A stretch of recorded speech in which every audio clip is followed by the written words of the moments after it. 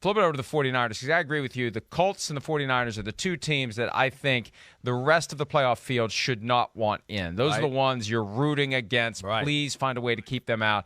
And as the recent weeks have unfolded, it's becoming more and more clear that those two teams are going to make it over the bar and be the 6 seeds most likely. Right. It's the scramble for the 7 seed that the other teams are going to have to deal with, and the 49ers feel like they are cementing that spot. And it's not going to be easy. It's not going to be easy to go on the road repeatedly, but we saw the Bucs do it last year. And this would be a great test. Hey, if you're Kyle Shanahan, the message to your players is, it's 2 days till Christmas, and, we're flying all the way to Nashville, and then we're coming home, and, it's kind of a pain. But you know what? Get used to it.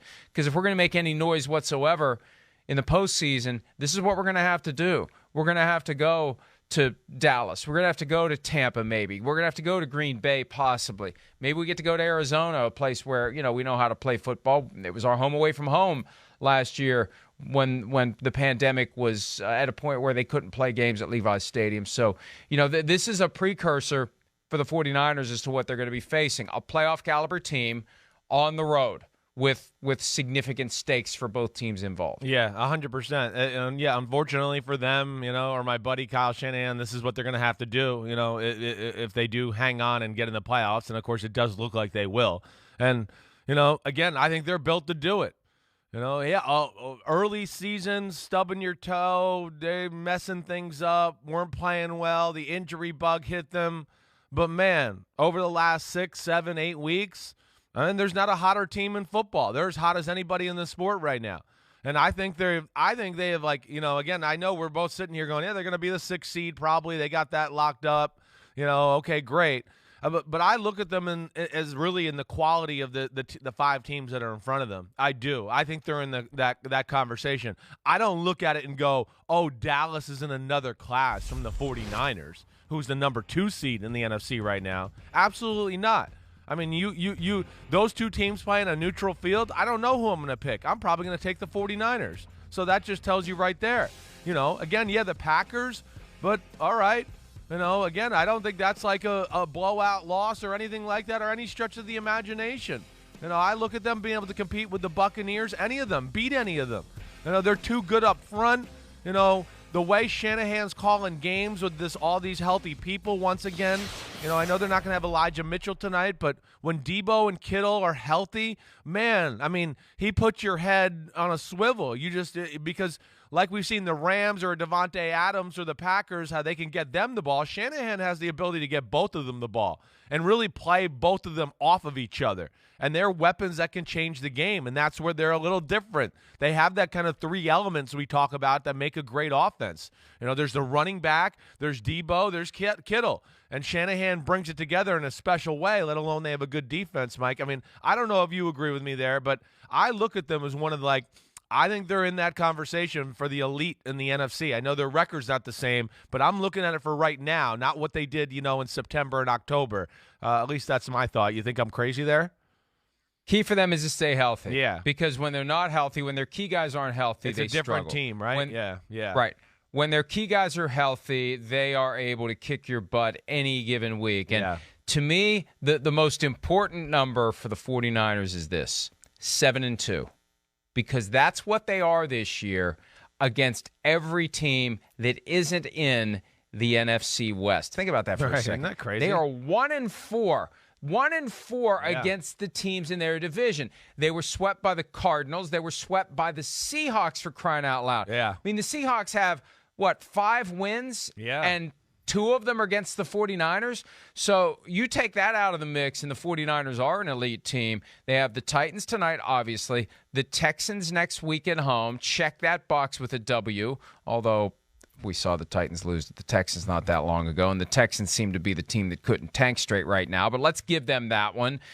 The Rams game on the road to end the season, and who knows what the Rams will be playing for. Yeah, they might not be point. playing for anything. You're right. I'm concerned that the next 2 weeks may get us to a point where come week 18, we're looking around saying, especially like for the 1, 2, 3, 4, maybe 2, 3, 4, maybe 3, 4. There's going to be some that are settling in. Yeah, it could be that the Rams have right. settled in, but then we don't know. We don't know.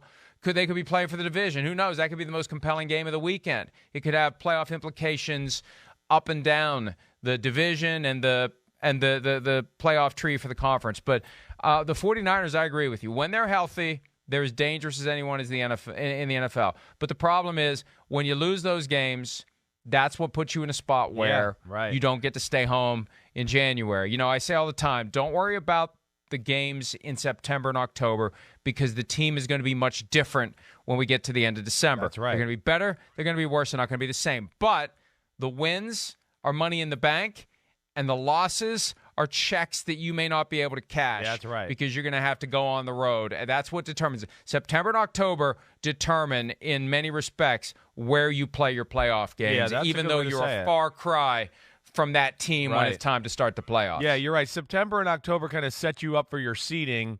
November and December make sure you get in the playoffs or whatever. I guess that's what you're saying. But you're right. I mean, that's kind of the way it is. Yeah, the cream of the crop usually rises to the top here towards the end of the football seation. But even within that, if you're hamstrung by what happened earlier in the year. Right, you're going to be affected by, where you end up in the playoffs, certainly. Yeah, they're going to have that uphill battle. You know, there's no doubt about it. They got no chance of really winning the division. It would take like a modern miracle here for the Rams to fall apart. But, yeah, I think we see it the same way. You know, and that's why I think the game will be fun tonight. You know, the matchup's fun. We know they're both kind of like teams that like to be the bullies on the football field. You know, the 49ers, their defense, awesome, right? We know the Titans' offense a little iffy. How do you take advantage of the 49ers? Had their corners. They got no-name corners. And we saw Joe Burrow and company kind of figure that out towards the end of the game. We saw Matt Ryan take advantage a little of that last week to a degree. But is there a receiver on Tennessee to take advantage of that right now? I know A.J. Brown's back, but we're not expecting him to play tonight, right? He just was taken off IR and practicing.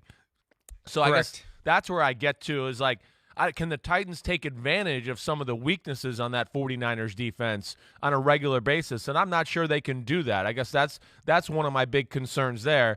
And then you flip it around, Mike, and I just go, hey, we know Vrabel and company, their defense really good, as good a run-stopping D-line in football. But, man, this is a different animal as far as scheme and what you got to stop. And, I mean, you said it before. Their health seems to be more paramount to them than other teams in football because Shanahan rides the stars. He rides the stars.